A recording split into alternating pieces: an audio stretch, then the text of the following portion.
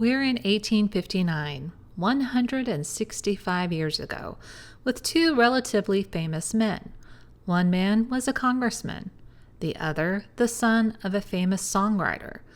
One of these men was a murderer, the other murdered. It's a few years before the Civil War would tear the country apart. Daniel Sickles is living in Manhattan, young and with money, which is a great combination. He could probably have wooed any gal, but the one he wanted was a 17-year-old daughter of an Italian music teacher. The girl's name was Teresa Baggioli. In 1853, the couple would marry. They headed to London, where Daniel would become Secretary of the American Legation, while James Buchanan was first secretary to the U.S. Ministry. Teresa would intrigue the London Society. They would eventually have a daughter. James Buchanan would become President of the United States, where Daniel and his wife would be visitors. And then Daniel would get elected to Congress for the 111th District of New York. At this point in the story, he's about 37. Teresa is 23. Things were going well. Things were looking up. Things were about to get weird. Francis Scott Key was the writer of the U.S. national anthem, The Star-Spangled Banner. He had a son named Philip Barton Key. Philip at this point was 39 years old, a widower with 4 kids, and he was labeled as a bounder, with a reputation regarding the ladies, but was generally esteemed by most as an upright and honorable man. At this time, Philip was the U.S. Attorney for District of Columbia. Well, Philip would meet Teresa and become enamored of her. Daniel, working at the Capitol, was not home as much as he should have been. Teresa was lonely. Philip would openly court Teresa, not hiding it, attending events together, causing society gossip to run rampant. Daniel seemingly the only one who was in the dark for much longer than he should have been, until someone would write Daniel a letter telling him that his wife Teresa was hooking up with Philip in a house Key had leased just for the purposes of wooing Teresa. Daniel was shocked and didn't want to believe it, but through some detective work, soon confirmed that the rumors were indeed true. He questioned Teresa and had her write a confession of the affair. So we've got a triangle of intrigue: a married congressman, his wife, her lover. It was Sunday, February 27th, 1859. Daniel would go out armed with a revolver, found Philip just outside, and killed him. As you can imagine, the shock of the scandal brought D.C. to its knees. So let's back up a bit. The Thursday night before the Sunday murder, Daniel received an anonymous letter stating that his wife was engaged in criminal intercourse with Philip, detailing facts and occurrences to corroborate. Quote, Honorable Daniel Sickles, Dear Sir, with deep regret I enclose to your address the few lines, but an indispensable duty compels me to do so, seeing that you are greatly imposed upon. There is a fellow, I may say, for he is not a gentleman by any means, by the name of Philip Barton Key, and I believe the district attorney who rents a house situated on 15th Street between K and L Streets for no other purpose than to meet your wife, Mrs. Sickles. He hangs a string out of the window as a signal to her that he is in, and leaves the door unfastened. And she walks in, and sir, I do assure you, with these few hints, I leave the rest for you to imagine. Most respectfully, your friend, R.P.G. End quote. Allegedly that same night, Key had also received an anonymous letter telling him to stop the affair. Daniel would spend Friday and Saturday trying to get to the truth of the matter. The morning of the murder, I think, this changes depending on the newspaper, he would go to his wife with the information from this letter and his findings. She would deny, and she would faint. And then she confessed her guilt, that she would have frequent intercourse with Key, that he had seduced her. She did indeed put it into writing. The affair had been going on about 3 days a week at the so-called obscure house that Philip had been running just for these occasions, which wasn't all that far from where the Sickles lived. Daniel, being gone daily to Congress for several hours at a time, helped keep him in the dark, never suspecting anything, even having Philip in their home as a guest. Daniel was fairly resolved at this point, now that the truth was out, that divorce was at hand. and who happened to walk by the house not much longer after all that, literally after all of this was going down in the Sickles house? Philip. Philip waving his handkerchief, making his signal to Teresa. When Daniel saw that, well, he got ticked, of course. 2:00 in the afternoon. Daniel would leave his house near the president's residence, aka the White House, gun in hand. Philip was speaking with a Mr. Sam Butterworth in the same neighborhood after Philip had waved the handkerchief. We'll hear Mr. Butterworth's name in the future. He was the superintendent of the assay office in New York. Daniel would interrupt, saying Philip had dishonored Daniel and had destroyed his domestic peace, and Daniel shot Philip. One of the shots would enter the left side of his body. Another shot through the right thigh near what I'm assuming was his femoral artery, and a third that seemed to have just grazed him. Philip fell to the ground, begging for his life, but would later die. Daniel would go to the residence of Attorney General Black, who advised him to give himself up to the police. He did, and was taken to jail. It was determined by a coroner's inquest that Philip died from the pistol shots. Philip also lost a brother when he was killed in a quarrel over a woman. Philip was nearly in a duel himself previously over a woman he had married who would later pass away, hence making him a widower. One of the witnesses in the coroner's inquest, R.H. Coolidge, surgeon of the U.S. Army, quote, "I have made all the examination necessary, except a post-mortem examination. I was sitting in my room today at number 320 H Street and heard 3 successive pistol shots. I thought nothing of it till I saw persons running. Seeing this movement, I ran to this room, that is, in the clubhouse where the inquest was held, and there I found Mr. Barton Key lying in the present position. He was pulseless and his heart had ceased to act, but he partially breathed twice. There was nothing medical or surgical to be done for him. He was dead. On examining the body, I found a pistol or gunshot wound in the upper or front part of the right thigh near the main artery, and another wound of the same character on the left side between the false ribs, the ball having passed through the body and making its appearance at a corresponding point on the other side, remaining under the skin.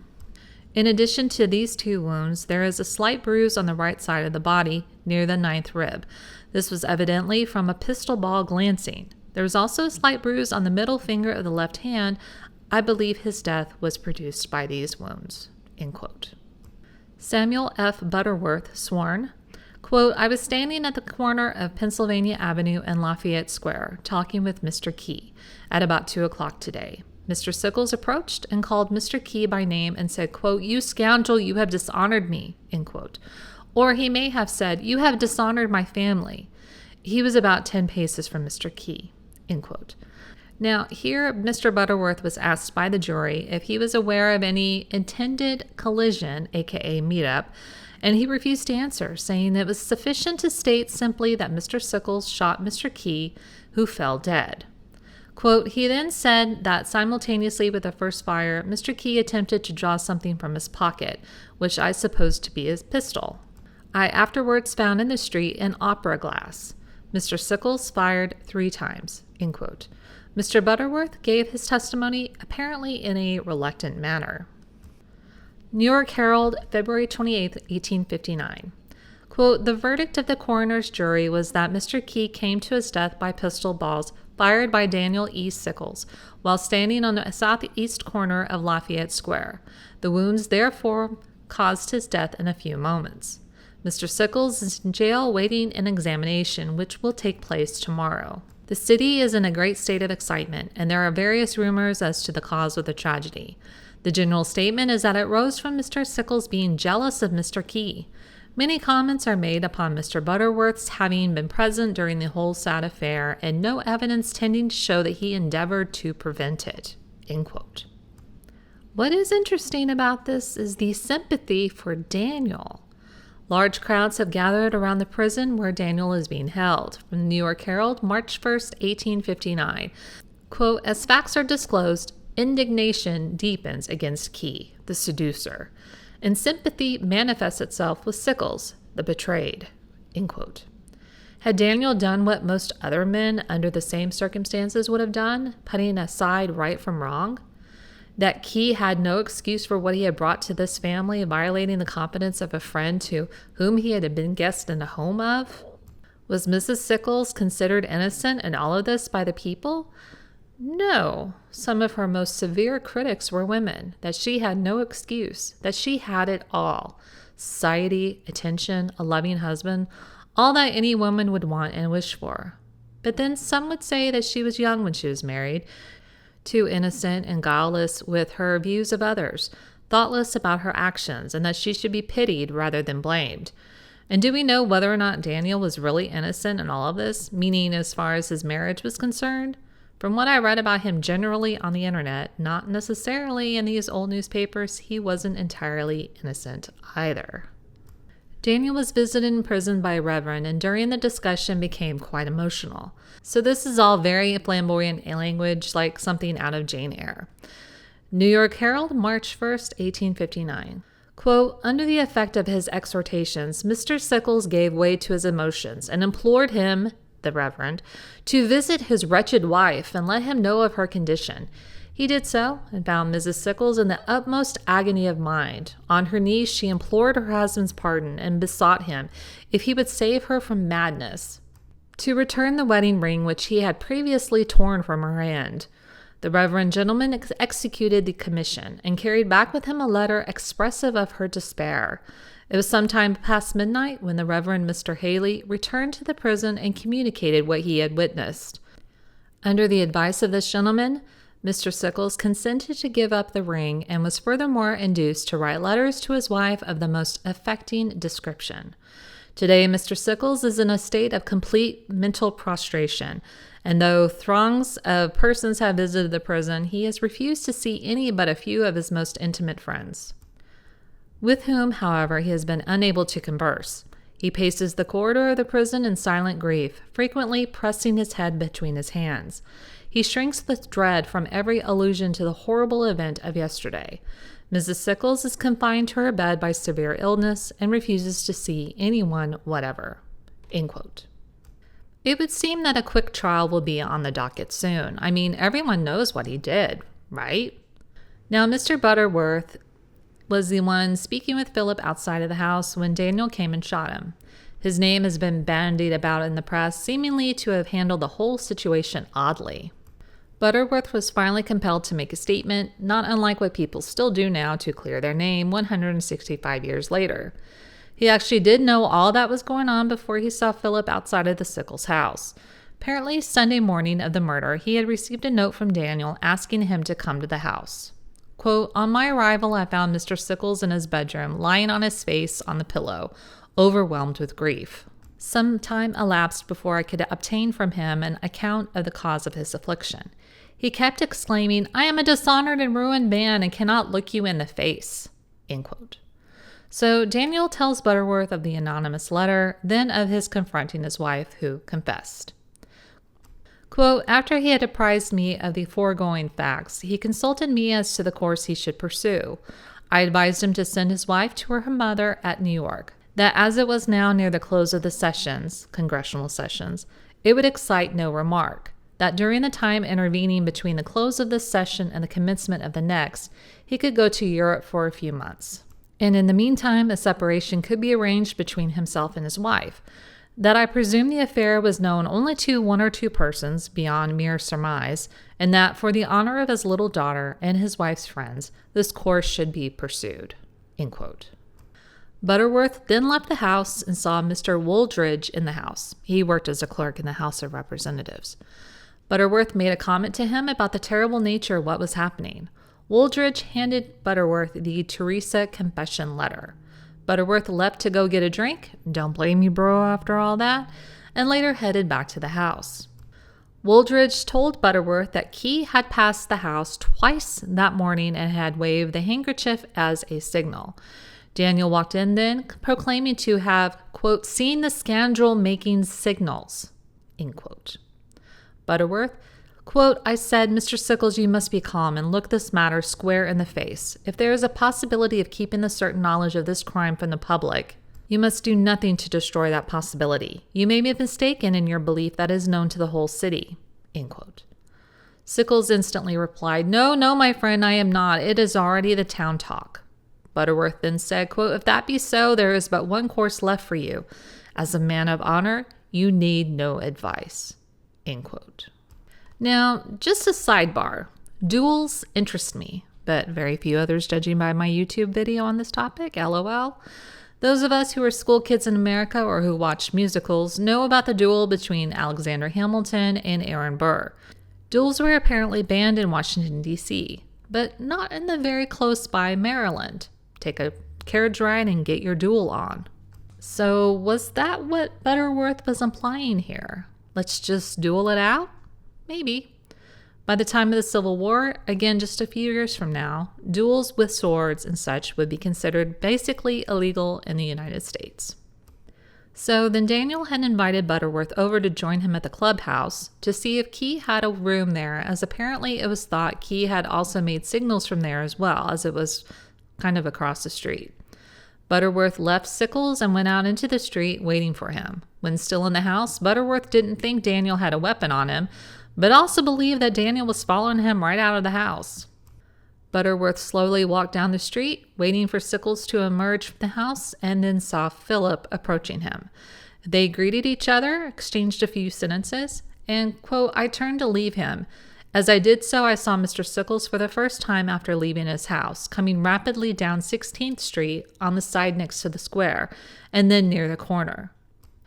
I had walked about 30 feet on my way to the clubhouse when I heard Mr. Sickles exclaim in a loud voice, 'Key, you scoundrel, you have dishonored my house. You must die.' I turned immediately and saw Mr. Key thrust his hand in his vest or side coat pocket, take a step in the direction of Mr. Sickles, and simultaneously I heard the discharge of a pistol. Mr. Key then rapidly advanced on Mr. Sickles, seized him with his left hand by the collar of the coat, and seemed to make an effort to strike with something in his right hand, which I then supposed to be a weapon.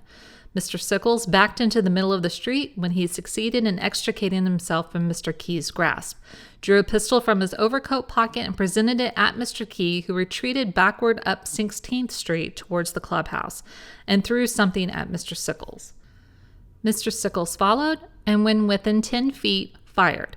I saw that Mr. Key was wounded. He staggered towards the sidewalk, saying, 'Don't shoot me.' He leaned for a moment against a tree when Mr. Sickles advanced upon him, exploded a cap, and then fired a third time. As Mr. Key was falling, Mr. Sickles frequently exclaimed, 'You villain, you have dishonored my house and you must die.' He uttered these words again while standing over Mr. Key with his pistol in his hand." End quote. Butterworth took no part in it, believing both to have been armed. There had been no intention of seeing Mr. Key, just to go to the clubhouse. Butterworth was not armed either. After the 3 shots, Butterworth took Daniel by the arm and told him to go to the Attorney General's. Quote, "This is the whole of my connection with this unfortunate occurrence. It is not true that I either sought or detained Mr. Key. He first addressed me, and our interview did not last 1 minute. I have known the late Mr. Key in New York and in Washington during the last 10 years, and our relations have ever been of the most friendly character. I did not anticipate a collision on the Sabbath, though I did not doubt that it would take place at an early day." End quote. Samuel F. Butterworth. So, not much for about a month until the trial starts, April 1859. Prosecution has started, their points being 1. The number and character of Mr. Sickles' weapons, the unarmed condition of Mr. Key, the circumstances of Mr. Sickles wearing his overcoat on a warm day, and Mr. Key's supplication of mercy. They had 9 witnesses. Everyone is, of course, interested in the defense when they start their part of the trial. What angle will they take? But recent similar cases are being looked at from the U.S. and from Europe, where the murderer was acquitted. Perhaps if these cases are still fresh in the minds of the public. Public opinion generally seems to be that the law is not enough to punish those who commit adultery and seduction, and that, as such, the injured party is proper in avenging himself or herself. Daniel is pleading not guilty by reason of temporary insanity. The defense said stuff. Among them was, quote, "It may be tragical to shed human blood, but I will always maintain that there is no tragedy about slaying the adulterer. His crime takes away the character of the occurrence." The adulterer dies as justly as those men died who were executed within the limits of the state of Maryland yesterday. They were condemned by law. What was their offense? They had shed human blood. It was no higher than the offense of this deceased, for he turned over the divine institution of marriage, created and reared by the hand of the Almighty. I submit, said he, that is sound law, and that the fact is now proved in this case that Philip Barton Key seduced the wife of Daniel E. Sickles, and that for that, in a transport of frenzy, Daniel E. Sickles sent him to his long account. End quote. It was really interesting to me in reading this case in the newspapers, which was heavily documented by at least the New York Herald, just how much the Bible was quoted. Adultery, coveting your neighbor's wife featured prominently. Of course, thou shalt not kill is deemed rather Bible important, so it seems that the defense witnesses are mainly purporting to know the Sickles couple, and also Mr. Key, and that Mr. Key was a guest at the Sickles home during parties.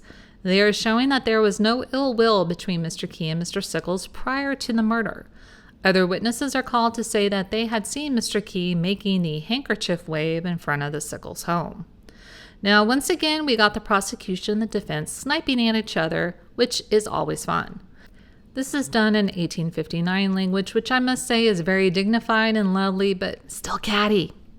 Mr. Carlyle from the prosecution, quote, I do not agree with the gentleman, and I am sure he does not expect me to agree with him, end quote. Mr. Stanton with the defense, quote, certainly not. I appeal to the hearts of other men, end quote. Mr. Carlyle, quote, there are a great variety of human hearts in the world, end quote. Mr. Stanton, quote, yes, sir, and some of them very bad ones, end quote. Mr. Carlyle, quote, and I am happy to say that mine does not contain many things which seem to exist in the hearts of some other people, though like all other human hearts, I suppose it is filled with much that would be better out of it, end quote. Mr. Stanton, quote, it would be better were something else in it, end quote. Judge Crawford, quote, really, gentlemen, this thing must be interrupted, end quote. Ha, LOL. Then they would have witnesses who saw Mrs. Sickles with Mr. Key at the alleged house of ill repute, and then together at other places. April 26, 1859, jury returned with a verdict within about an hour and a half. Not guilty. Are you surprised? You shouldn't be, considering speculation since the murder that people generally felt that Daniel was just doing what he had to do. In the courtroom, one loud, wild hurrah was sent up by the spectators. Daniel was discharged from the custody of the court. The New York Herald admonished the overly tedious court proceedings and cheered the jury. Quote, no thanks to the counsel for this denouement of the tragedy, for never was a trial so botched and bungled before. It is to the sound understanding and firmness of the jury, and not to the wisdom of the lawyers, that this verdict of substantial justice is due, and there can be little doubt that these 12 sensible men that made up their minds at an early stage of the trial, which might as well have been dispatched in 3 days, as forced to drag its slow length along for 3 weeks. End quote. July 29, 1859. Daniel and Teresa are not divorcing. They will be retaining their marriage. Quote, but now having made his wife narrate for the public the whole story of her shame, having killed Philip Barton Key, having been made a lion and a hero in Washington for some months, having stood a trial for murder and been acquitted amid the rejoicings of all Washington, he takes to his arms once more the gentle Teresa, and his honor is just as good as it ever was. As for Mrs. Sickles, his resumption of conjugal relations with her proves that he is at least convinced that she is just as pure and virtuous as he is. Of this, many persons had already no doubt. His public acknowledgement of the fact is quite touching, and it is gratifying to have the truth set so clearly before the public eye. End quote. Unfortunately, Teresa would lose a lot. She may have kept her husband, but society virtually shunned her. I believe she ended up going to New York where they had their primary residence, and Daniel was actually looked down upon a bit for taking her back. Now, he had been advised by at least a newspaper to leave the area and not exactly go into hiding, but to stay out of the spotlight. He wouldn't do that, at least not politically. Civil War. Daniel would be in command of the 3rd Army Corps in the Battle of Gettysburg. He lost a leg due to a shell fragment. He was taken to Washington after and was visited by President Lincoln. This was the conversation according to General Sickles. Quote, about the battle, I said, quote, Mr. Lincoln, we heard at Gettysburg that here at the Capitol you were all so anxious about the result of the battle that government officials packed up and got ready to leave at short notice with the official archives. Yes, Lincoln said. Some precautions were prudently taken, but I was sure of our success at Gettysburg. Why were you so confident? The Army of the Potomac had suffered many reverses. There was a pause. The president seemed in deep meditation. His pale face was lighted up by an expression I had not observed before. He said, quote, when Lee crossed the Potomac and entered Pennsylvania, followed by our army, I felt that the crisis had come. I knew that defeat in a great battle on northern soil involved the loss of Washington, to be followed perhaps by the intervention of England and France in favor of the Southern Confederacy. I went to my room and got down on my knees in prayer. I felt I must pull all my trust in Almighty God. He gave our people the best country ever given to man. He alone could save it from destruction. I prayed that he would not let the nation perish. I asked him to help us and give us victory now. I was sure my prayer was answered. I knew that God was on our side. I had no misgivings about the result at Gettysburg. End quote. General James Longstreet of the Southern Confederacy. It was his command that actually attacked Sickles. But after the war, the two became great friends and apparently had quite the whiskey punch-fueled celebration one St. Patrick's Day in Atlanta. I found an interview with a man that had been a boy in D.C. who knew General Sickles and just happened upon a meeting between Sickles and Longstreet. The man was retelling this account for a newspaper many years later. The then boy asked General Longstreet if he wished the South had won. The general said, quote, no, I loved my homeland and I thought our cause was just, but now as I look back over the lapse of years, I can see what a catastrophe it could have been had we won. And that's why, as each day I offered up my prayers to God, I thank him that we did not win. End quote. He spoke plainly that the cause that he thought was just was regarding any state's desire to be able to secede from the Union, if a state so desired to. Daniel retired from the regular army as Major General. Teresa would die of tuberculosis in 1867. Though it was said that their marriage would continue, no, it really wouldn't be okay. They would stay married but weren't so much together. Daniel in 1869 held diplomatic posts, decorated as Commander of the Legion of Honor by the Republic of France, later becoming U.S. Ambassador to Spain, during which time he would marry again. However, the woman he married was implored to stay in Spain to help her mother. Daniel did not wish to stay in Spain, so they would be apart for nearly a quarter of a century until his wife's mother passed away. Yeah, I'm still not sure I read that right, but I think that was the gist of all of that. 1913, Sickles would be arrested for failing to account for $23,000 in the Monuments Commission Fund, for which he is chair. Interestingly, the missing funds would be replaced by money given from Confederate General James Longstreet's family. Though on opposite sides of the battle, the two were still friends. Daniel would be fired from that position on the commission fund and would die in 1914 at about the age of 94 with his second wife by his side, and he was buried at Arlington National Cemetery. Though the murder case would be brought up occasionally when his name was mentioned, for the most part, it either wasn't at all or was, but as a side note to all of the other things he had done in his life. The case of Daniel Sickles and Philip Barton Key was the first time the use of the temporary insanity plea would actually work in acquitting the defendant. This was not the first time it was used, but was the first time it worked. What do you think? I can't even imagine anything like this working today under this particular set of circumstances, where adultery is involved. And I'm curious that though law is considered secular, separation of church and state and all that, the mention of religious ideas and feelings during the defense's case, the commandments related to adultery and whatnot, I wonder if that played into it at all. Were people more generally religious back then? Think about it. Church would have been one of the main times people would head out of their houses in 1859, away from their businesses, away from their farms, to commune with others and their religion. It makes me curious about their views then. perhaps having a different mindset, values than perhaps we do now. But then again, to say it was okay to murder someone because of adultery, because the husband lost his marbles for a minute, that was okay with them too? If you find stories like this interesting, please like and subscribe. Thank you.